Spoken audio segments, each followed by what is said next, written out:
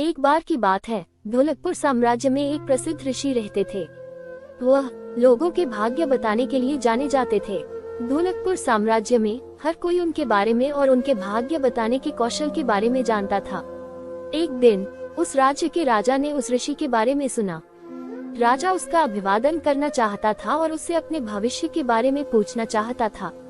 इसलिए राजा ने ऋषि को अपने महल में आमंत्रित करने का सोचा। राजा ने अपने सैनिकों को ऋषि के वहां भेजा उसे आमंत्रित करने के लिए।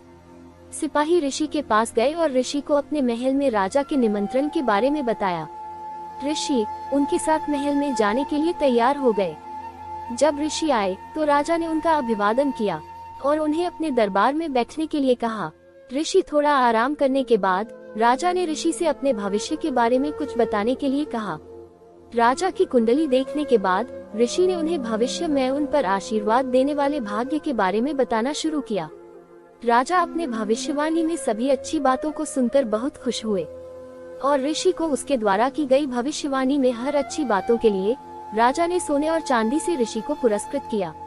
अब राजा ने ऋषि से अपनी दुर्भाग्य के बारे में बताने के लिए कहा। ऋषि ने उनके दुर्भाग्य के बारे में बताना शुरू किया। अब हर बार राजा को दुर्भाग्य की बात सुननी पड़ी। राजा बहुत क्रोधित हो गया था। एक समय तो उन्हें इतना गुस्सा आया कि उन्होंने ऋषि पर चिल्लाते हुए कहा, रुको, इतनी बेहुदा बात करने की तुम्हारी हिम्मत कैसे हुई? राजा ने अपनी तलवार निकाली और उसे ऋषि की ओर इशारा करते हुए कहा, मैं तुम्हें अपनी मृत्यु का समय बताने का आदेश देता हूँ। उन्होंने देखा कि राजा बहुत क्रोधित है। फिर ऋषि ने और कुछ गणना करने के बाद शांति से उत्तर दिया, मेरी गणना के अनुसार आपकी मृत्यु हमारी मृत्यु से ठीक 1 घंटा बाद होगी। राजा यह सुनकर दंग रह गया और उसे अपनी गलती का एहसास हुआ। उसने अपने दुर्व्यवहार पर शर्मिंदा महसूस किया और ऋषि को अधिक से अधिक धन देकर घर भेज दिया।